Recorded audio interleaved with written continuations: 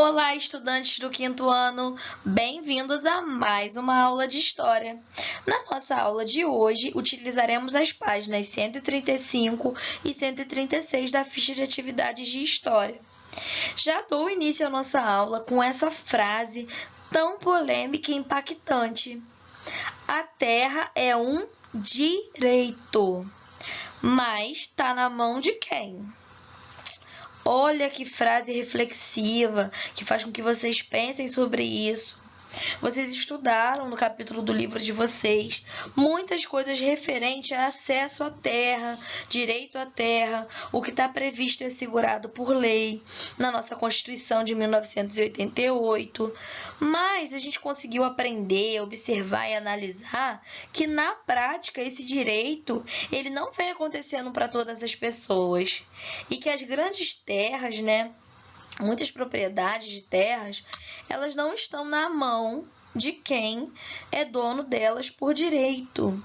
Então, isso é uma coisa muito presente no Brasil, em diferentes estados, que precisa ter uma melhor atenção de vocês. Página 135, número 1. Está solicitando que você leia as situações a seguir e complete as lacunas de forma adequada, com os termos posse ou propriedade. Ah, tia Duda, eu quero escrever outro nome. Não pode. O número 1 está solicitando que vocês encaixem sempre ou a palavra posse ou a palavra propriedade. E isso vai variar de acordo com a situação que está sendo descrita nessa frase, nessa alternativa. Então, vocês têm da letra A à letra D para encaixar as palavras de forma adequada, as palavras posse e propriedade. Então, na letra A, a frase é: eu moro em uma casa alugada, ou seja, inquilina, paga aluguel. Eu tenho... O que ela tem sobre essa casa? Posse ou propriedade? Letra B. Meu tio comprou uma chácara. Meu tio tem o quê? Posse ou propriedade sobre essa casa, sobre essa chácara? Letra C. Eu peguei um livro emprestado na biblioteca da escola. Eu tenho o quê? A posse ou a propriedade desse livro, sobre esse livro? Letra D. Minha escola adquiriu uma nova bola de basquete. Minha escola tem o quê? Posse ou propriedade sobre essa bola de basquete? Então, analisem as frases, o conceito estudado por vocês. Vocês estudaram, leram exemplos no livro 2 de vocês sobre posse e propriedade e encaixem de forma correta. No número 2, a pergunta é: como funcionava o sistema de distribuição de terras conhecido como Seis Marias? Lembram que vocês estudaram sobre as Seis Marias, capitanias hereditárias, como que era esse processo, como que ele funcionava, como eram distribuídas as terras nessa época. Lembrem-se que nesse momento da história elas ainda não eram vendidas, comercializadas. Então, nesse momento vocês vão descrever como que funcionava esse sistema que depois, posteriormente, ficou conhecido como Seis Marias. No número 3, é para marcar X, tem apenas uma afirmativa correta. São 3 falsas e uma verdadeira. Vocês vão marcar o X na alternativa que fala sobre a Lei de Terras de 1850. Ela promoveu grandes mudanças no acesso à terra no Brasil, pois ela possibilitava o quê? O que essa lei era responsável? Através dessa lei, o que aconteceu? Qual foi a grande mudança a partir dessa lei? Marquem o X na afirmativa correta.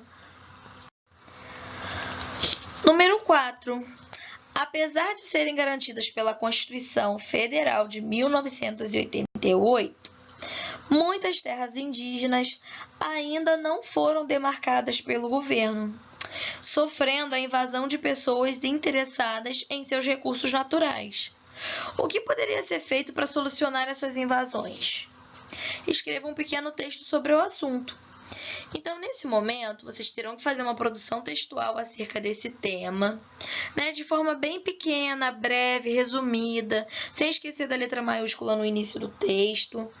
E vocês vão abordar por que né, que o governo ele demora tanto para demarcar essas terras e o quanto que essa população indígena ela vem sofrendo com as invasões dos grandes empresários, dos garimpeiros, das pessoas que querem transformar esses recursos naturais, destruir tudo, transformar em pasto para criar gado, para plantar soja.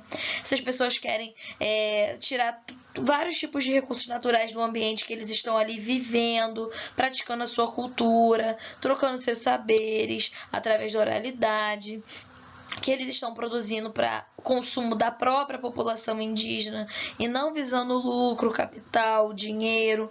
Então escreva um texto bem pequeno sobre esse assunto, porém com uma forma bem consciente, abordando o que o enunciado está pedindo. Por quê? Que apesar disso ser garantido por lei, pela Constituição de 88, muitas terras indígenas ainda não foram demarcadas pelo governo e vêm sofrendo essas invasões.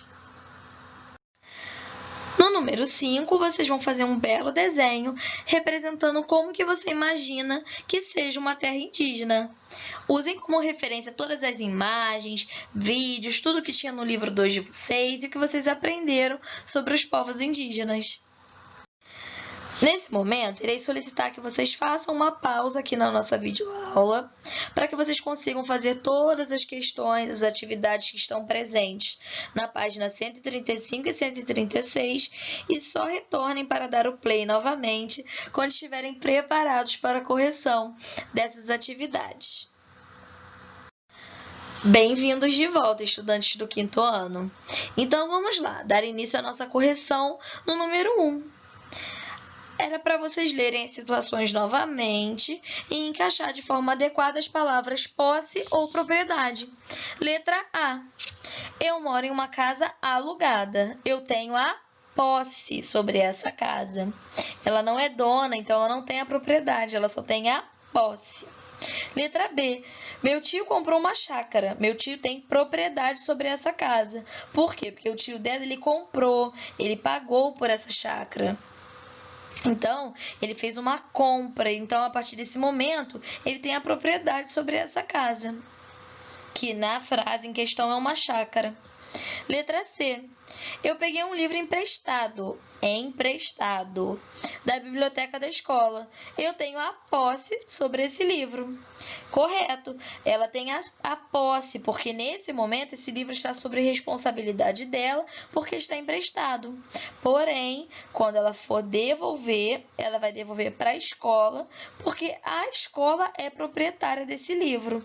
Apenas, foi emprestado para ela e ela teve a posse momentânea deste livro. Letra D. Minha escola adquiriu uma nova bola de basquete. Minha escola tem propriedade sobre essa bola. Por quê? Porque a dona da escola, o diretor, ou diretora, ele comprou essa nova bola. Se ele comprou e está na escola porque a escola adquiriu, a escola tem propriedade sobre essa bola de basquete.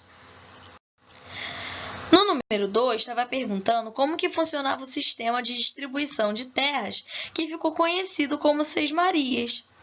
A coroa portuguesa, ou seja, o rei de Portugal, ele tinha a propriedade das terras.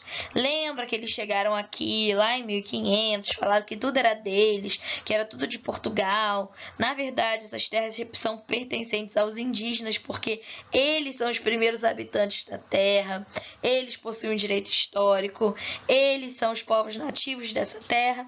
Mas, enfim, naquela época, quando ficou conhecido esse processo das Seis Marias, o sistema de distribuição, ele partia do rei de Portugal. O rei de Portugal, ele tinha a propriedade das terras e ele dava a posse dessas terras a pessoas que utilizavam essas terras.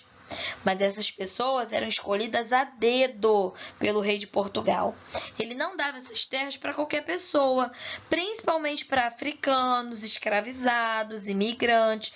Ele visava dar essas terras sempre para pessoas de Portugal, pessoas de confiança. pessoas que teriam dinheiro para investir nessas terras, que utilizariam essas terras para visar um lucro, que depois ele ia querer cobrar uns juros, um imposto em cima dessas terras e o que foi produzido nelas para esses pequenos fazendeiros, né? Pessoas que vieram para habitar essas terras. Então tudo foi muito bem articulado para que a coroa portuguesa ela não perdesse esses territórios, eles não fossem invadidos e, ao mesmo tempo, essas terras fossem utilizadas. Número 3. A Lei de Terras de 1850 ela promoveu grandes mudanças no acesso à terra no Brasil, pois ela, letra C, ela determinou que as terras só poderiam ser adquiridas pela compra. Então, foi um marco histórico, foi uma grande mudança em relação ao acesso à terra no Brasil. O número 4, vocês deveriam elaborar um pequeno texto sobre esse assunto, então a tia Duda não tem como fazer uma correção igualitária, né, uma resposta única para todos vocês, porque aí vai dar opinião sobre esse assunto de cada um de vocês, o que cada um de vocês pensa a respeito deste assunto. Porém, o que a tia Duda gostaria de ressaltar para vocês, que é muito importante que vocês tenham abordado no texto de vocês, é que as terras indígenas, elas são, por direito assegurado por lei, na Constituição, elas são direito, não é favor, não é bondade, não é caridade, elas são direito das pessoas indígenas. E, infelizmente, esse processo de demarcação, ele demora muito, porque aparentemente os órgãos competentes, o governo, eles ficam criando vários empecilhos, várias cobranças, coisas burocráticas, inúmeros papéis, para que esse processo se arraste e demore cada vez mais. Então, isso é uma realidade muito triste, porque apesar de protesto, de pessoas indígenas saírem para as ruas com a Constituição de 88 na mão, que as pessoas lutem, questionem, briguem, vão até a justiça, entrem com uma ação contra o governo, contra o Estado. Essas pessoas ainda vêm sofrendo hoje, em dias atuais, em 2020, com invasão de pessoas maldosas, mal intencionadas, interesseiras, através dessa ambição, né, pelo capitalismo, pelo lucro. Eles querem tanto dinheiro que eles não se importam em hoje, 2020, matar pessoas indígenas, destruir recursos naturais, acabar com a vida na floresta, destruir o habitat de diversos animais que moram naquelas matas para poder criar, né, fazer grandes criações de gados, para poder vender essa carne aqui no Brasil e também no exterior, para poder fazer grandes plantações de soja, plantações de milho, para produzir outros tipos de combustíveis, como, por exemplo, o etanol. Então, isso é uma parte muito triste da nossa história. Ver que ainda hoje, mesmo com tudo que está previsto por lei, com todos os direitos assegurados, essas pessoas, infelizmente, essas pessoas indígenas ainda sofrem com essas invasões. Então, a tia Duda espera que vocês tenham abordado um pouco disso, né, sobre esse assunto tão triste e delicado, que é a demarcação de terras indígenas aqui no Brasil. No número 5, a tia Duda trouxe uma imagem de um desenho que está representando uma terra indígena. Foi a tia Duda que fez esse desenho? Lógico que não, que a tia Duda não ia conseguir fazer esse desenho. Mas a tia Duda fez questão de trazer para vocês, porque ele está representando vários elementos. Ele representa homens e mulheres, crianças, rede, grandes aves, né, pássaros, a floresta ao fundo, o lago, a importância da pesca, uma Vitória Regia, né, que é uma flor muito típica dessa região, diferentes outras imagens, né, a moradia deles, né, com essa estrutura de oca. Então, é uma imagem que representa bastante terras indígenas brasileiras. Observem essa imagem. Ei, essa terra aqui é minha. E aí um fazendeiro vem com um capanga, né? Com um moço super malvado e fala: cadê seu documento? O meu tá aqui. Apontando para a arma, ameaçando o dono da terra de dar um tiro nele com armamento. É basicamente o que acontece em diversas regiões do Brasil com essa ambição, né, dos grandes fazendeiros pelos pedaços de terra. Nossa aula se encerra por aqui, estudantes do quinto ano. Até a nossa próxima aula. Um beijo!